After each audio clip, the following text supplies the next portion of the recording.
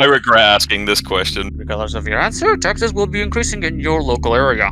This is gonna get dark real fucking fast. Well, I mean, we can agree to disagree and you're wrong, but... Oh my god, it's Chunkymon! Run away! Size efficient and terrifying. Yeah.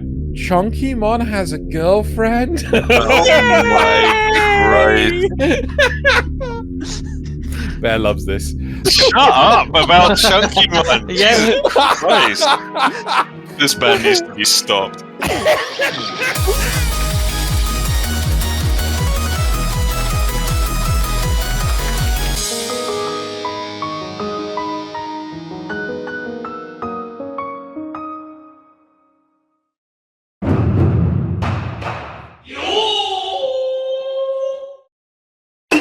Good morning, everyone. Welcome to the first meeting of the newly developed Department of Mobile Kaiju Understanding. I am second lead of Department of Ridiculous Questions, Cryfa. With me are the head of Department of Unbiased Gerrymandering, Merastius, and the CEO of Confusing Public Relations, Bear. We are being overseen by Nazif, who is not present for the recording of this, and have been tasked today to question the relevance of questioning Xenogelion pertaining to the topic of kaiju relations. To do this, we must question Xenogelion. I mean, I'm just gonna say, with a name like Xenogelion, I feel like I've already won this, and we can go home early. Can we? Yeah. Oh, good. No, let's go. First and foremost, Mr. Too Many Skeletons, if you had to be in the front line against giant monsters, how would you prefer to suit up and face them? Would you rather grow in size until you are eye level with the beasts and then throw down? Would you rather hop into your provided force multiplier? Or would you rather just become another kaiju? Regardless of your answer, taxes will be increasing in your local area. Oh god. I mean, me growing in size is not an appealing thing. We've all seen the My Hero Academia Miss Mountain fan art that gets posted there, so like, you know, I'm okay not being associated to that in any way, shape, or form. Being in my force multiplier, which I can only assume is my mech, Jet, tank, orbital laser. It depends. Okay, so if it's something as redonkulous as Gal Geiger, right? I'm fine with that, as long as there's no stupid Mike Saunders bullshit side companion crap. The side companion is mandatory in that one. I'll just turn into a kaiju. Okay, you're just gonna become a kaiju? Yeah. Die kaiju. Wait. That's your answer to everything. What? Hey, what? Sorry. So, a new legendary Pokemon happens to be 200 meters tall and rampages through the cities of the Pokemon world. How might the cast of the Pokemon anime actually deal with it? By catching it. Well, that might be difficult. I mean, it's got a lot of HP, I assume. Oh, Pokemon anime. Oh, shit. What do they even do in that anime? I know in the movies they kind of like die and then get better. Yeah, they cry a lot.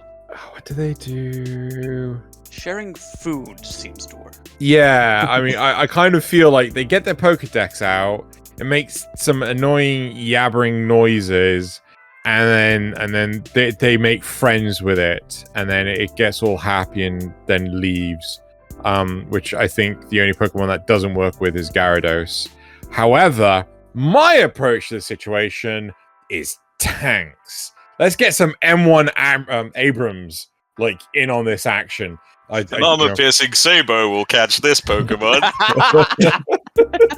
Keep round, I choose you. Right, okay, so this is quite clearly official canon. Girls and Panzer, right? That is hundreds, if not thousands of years in the future of Pokemon, right? Because the whole world is so fucked up and everything. They all have to migrate on giant country-sized aircraft carriers, and they have tank games, and it's like, you know, why is it a school game? It's because kaiju. There you go, that makes all perfect sense now. You also missed the easy answer of orbital rail cannon. Yeah, but that just makes me have flashbacks of Final Fantasy, the spirits within. Alright, Xeno, let's start the shit show off early. As you know, kaiju number 8 pees from his nipples.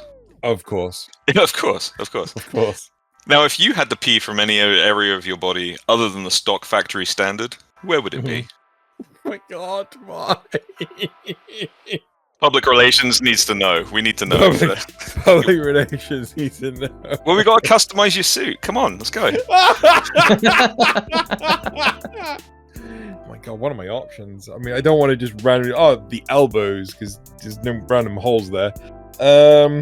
You always do finger guns. Oh my god! Real awkward handshake. Oh god. Oh god! A part of me wants to say, just for gross factor, is the tear ducts. It's just Oh, no. Pee in your eyes? Oh. Pee from my toes! At least it's concealable. It's the only person to get trench foot without being in a trench. I regret asking this question. Move on. Alright. Be prepared. Space monks have seen your world and seen that it is currently in peril. They offer aid and wisdom, but only if you accept some of their teachings. Your question, Mr. Exhausted Cable Manager. How do you tell if their goals are altruistic, and if not, how do you defend your people against them? Oh my god! Time's ticking! The people I are know. dying! Oh my god, what would I do? How would I be able to turn this? Poker. That's all I can think of. Is just play poker. Just, Texas Hold'em, right? And if they turn around and go like, oh, this game is beneath us, then you know that they're bad guys, because they're losing and they're just like, let me win. Let me, it's just like, but if they're losing and they're having fun, they're good monks. There you go. That's how you do it. So, Either that or Russian roulette. that's the turn. I was gonna say, so like many other things, you could just tell out their motives by playing a children's card game. Got it. Yes, children's card game. But it has to be poker though, because everyone in a children's card game is a villain. Even the main protagonist. Moving on. That went weird. So, the kaiju note. You write the name of someone in the notebook, and Godzilla spawns on their position. If you write their name and the name of a kaiju, that kaiju spawns on their position. As the self-proclaimed kaiju god of this world, how do you attempt to use the kaiju note to reduce crime and bring about a utopia for all people? This is gonna get dark real fucking fast. So first off, spawn Godzilla on top of Snaku-san, right? And if anyone understands what that is, Nope. right. So in Japan, snack is snaku, right? Fair. Right. So is Following. Rishi Sunak. Oh. Oh.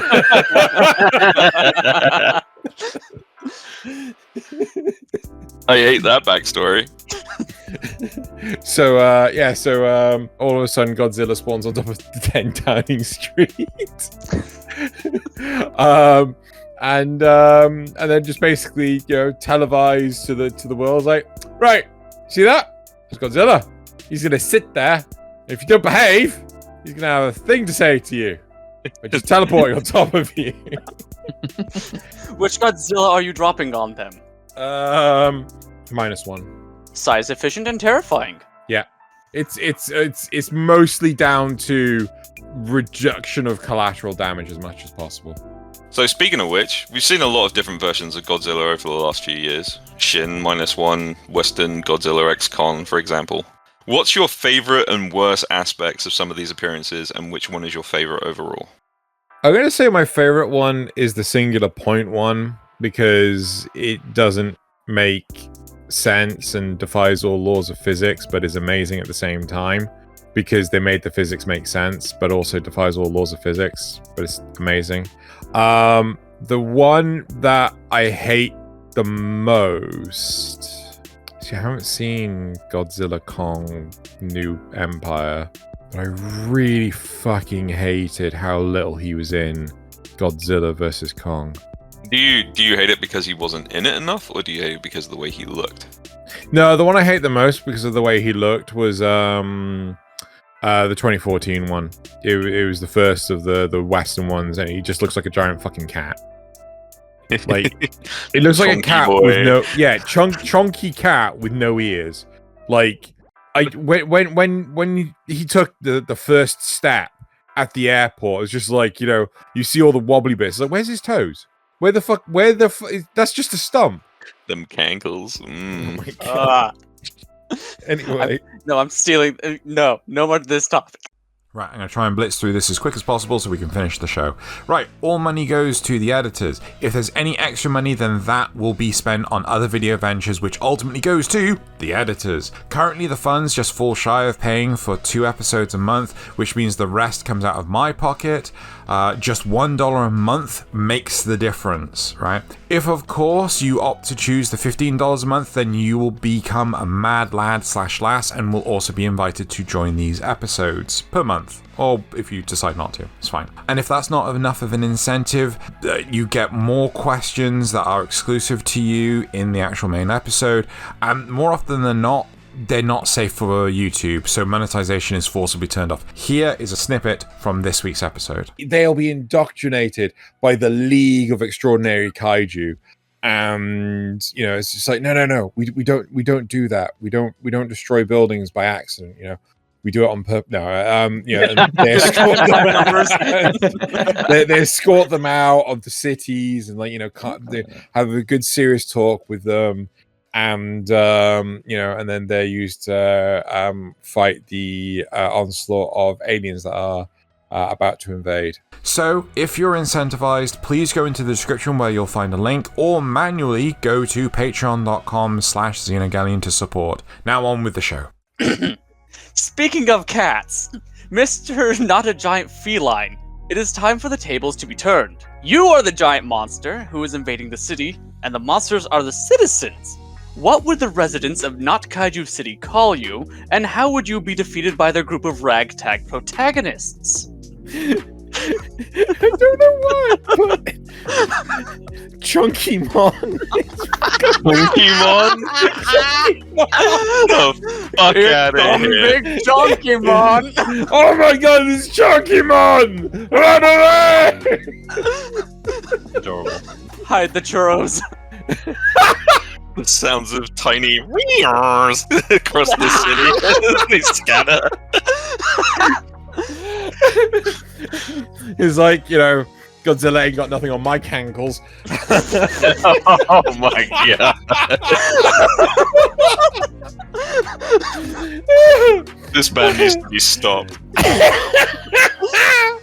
Right, how do they stop me? Yes. So basically what they do is they create, dear God, I'm Garfield, they create a 12-layer lasagna the size of a 2-story building. So mighty thick sheets of pasta, I'm gonna say, right?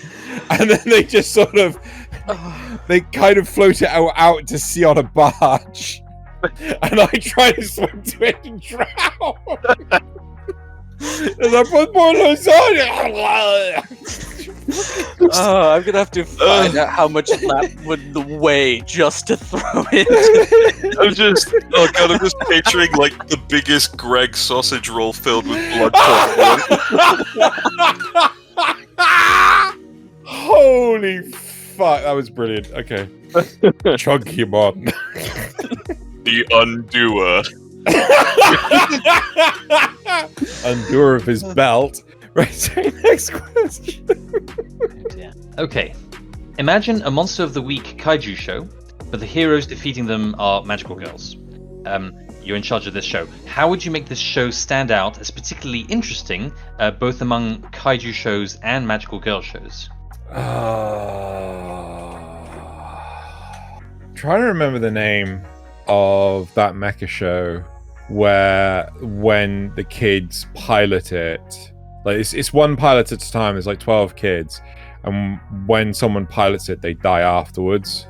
Oh shit, I don't know that one. Yeah, and it's basically it's oh fuck, I can't remember what it's fucking called, but effectively what happens is as the team fight the kaiju, one of them will ultimately sacrifice themselves in order to defeat the kaiju, because when the kaiju kills a magical girl, they are then turned into a human who is also a magical girl. So it's like they kind of like swap places kind of thing. Oh shit, So that's actually interesting. Yeah. Yeah, see? Yeah. It's kind of like a reverse fucking Madoka Magica, and it's not shit. Well, I mean, we can agree to disagree, and you're wrong. But yeah, no, I see what Madoka you mean. Magica's shit. Good for you. But continue talking. And then you could make it so that like the aspirations of the humanized kaiju is just to revert back to being a kaiju. But like the only way that they can do that is by befriending the kaiju or some shit like that, and it never works out. So that it's the sacrifice. Oh, you get the idea. I like it. Your budget will be $15. More than enough. Just imagine Chunkymon now becoming. Shut up about Chunkymon. Yeah. Christ. Sir, we have to build a giant Greg's Pass, dude. Get every baker in Japan. Jesus Christ. Alright, I'm moving on. On the Venn diagram showing anime and monster movies, kaiju rest firmly in the middle. However, not all anime have kaiju, and not all monster movies have anime protags. So if you could think of an anime or monster movie that would have better strayed into kaiju territory, which one would it be? See, the problem is, right now, I was thinking to myself, what anime would have been really cool had it actually got kaiju in it? And for some strange reason, ssss.gridman came to mind. I'm like, wait, no, that does have kaiju in it, and it was shit. I was going to say. Could use better kaiju. It needed more kaiju, and that, what would have been hilarious with kaiju? You know what? I want to see a Gundam with a kaiju. The Gundams have to form together, like Earth's been invaded by some kind of weird parasite thing, and they've got the Gundams, and the Gundams were fighting each other, but then the parasite comes along, and they have to fight the parasite instead, who's spewing out kaiju. There you go. So would you rather watch G Gundam or 00 for giant kaiju or alien invasion? Oh, G Gundam. I mean, I want that conclusion movie that they promised us for 00 years and years and years ago. That never happened. Wink. Okay. Xenogelion. Your potential love interest has been confirmed to be reanimated by aliens. How much time and energy do you spend trying to capture your potentially befriendable clone of your certain someone? And which mech are you going to use to do it? Or you could be your kaiju. Yeah, as you were asking this question, I was just like, Chunkymon has a girlfriend? Oh my Christ. Bear loves this. Right, so was you just asking which mech would I use? No, how much time and energy would you spend? And not just your time, I'm talking everyone's time and energy. Oh, to save my girlfriend, and what mech would I use? Yes, it's not even your girlfriend, it's a clone of your girlfriend. But does she have my memories? It's like, my memories? Fuck! Does she have her memories? Is it a duplicate or is it a clone? It's a clone. Wait, does the current love interest still exist, like on the side, like the uncloned one? I don't like where this question's going. I like the direction this question's going. Gotta catch them all. Ladies.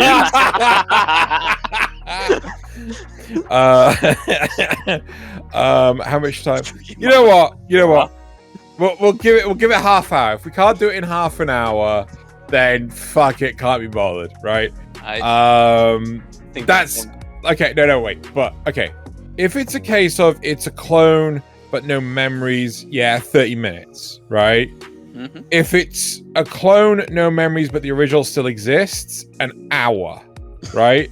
If it's a clone with the memories, right? There's not enough time in the world. We have to do this. It has to be done. Right? It has you will take your entire colony ship and just move it to that location to save. We will get the clone of my girlfriend, right? God, the Notebook. This ain't. What mech would I use? You know what? Let's just make this wrong and dodgy. Razafon. Oh my god. Get out of here. I know, right? Oh, fucking Razafon. Like, if you're not turning up to rescue your girlfriend in the mech from Gurren Lagann, then what are you even doing? No! It should be the mech from Darling in the Franxx. It should be like, have 02 there. It's just like, Sorry, this is true. I've come to rescue you. Do not pay no attention to the girl in front of me in a suggestive pose. He's just helping me pilot. Yes. Okay, so if kaiju were a common occurrence like all over modern Earth, but fairly easily defeated each time they come up by the nearest city's heroes or military weapons or whatever, how would this affect the economy and politics? So, economy-wise, I think the world would just turn around and go like, let's put it all in a big pot and make giant robots to fight the kaiju and, maintain peace and world order and everything. Politics-wise, everyone's going to be a dick and try to lead like no. America's the country that's leading the world against the fight of the kaiju. It's like, no, Japan's doing it. They've got enough experience with fucking dealing with Godzilla all the goddamn time. No. It should be Australia because they have to fight like all these different weird, wonderful monsters. They already have kaijus. Yeah. So there's going to be constant infighting. However, the British Rail will still be an hour and a half late, regardless. Sounds about right. Wow. So you're saying it's basically like the most unrealistic part of Pacific Rim is the fact that the whole world was like coming together to actually like take care of these things. And they'll still try to build a wall around it. Make the kaiju pay for it. Yeah. All right. We've seen a lot of strange attacks in kaiju movies, none more changing than Godzilla's atomic breath. If you could rate your favorite atomic breath from all the recent Godzilla releases, which do you like the most? And this can include any appearance of the big boy you can think of, but also doesn't have to be recent. Can be back in the 60s, 70s. Give us your tier list of Godzilla breath. Breath mints not included. Mentos, the fresh maker. All I'm thinking of, I don't know if I could count -1 in there because I don't think you ever see the attack. Yeah, you do. Yeah, you do. Whole scene for it. You see the aftermath, but you don't actually. No, you see 3 actually. Do you see 3? Yeah, there's one where it shoots it from the ship from the bottom in the beginning, and then the one in the city, and then the one at the end when they send the 2 decoy ships. Side story: I was in the theaters watching that for the first time. Yeah. And my missus felt me grip her hand when that scene happened, and I'm just in the back of my seat going, "Oh my god!" She's like, "Do you need a napkin or something?"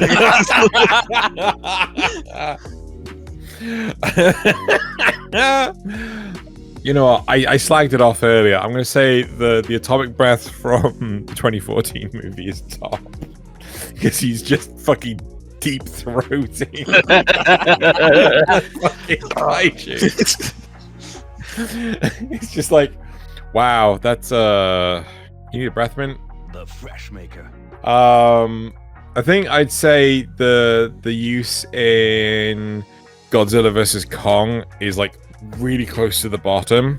The amount of energy that it would take to bore through the crust. Oh my god. Oh my god, you just made me remember. No, that is at the bottom now. Yeah. Damn it. That's just above that is Zilla from the 98 one, which is just like he's just got really bad breath. He's got that's some heck of halitosis right there. I'd say right underneath the 2014 is Singular Point, because I'm pretty sure that was like a railgun. And then the others are just mixed in between there somewhere. There you go. Well, thank you everyone for your enlightening questions. This brings a close to what I have been now informed to be the last meeting of the Department of Mobile Kaiju Understanding. Xenogelion, if you would be so kind as to turn off the lights as you head out after you're done with your day job. And to everyone else, I wish a good evening. Long live Chunkymon! Chunkymon! Chunkymon! Chunkymon! Guys are nuts.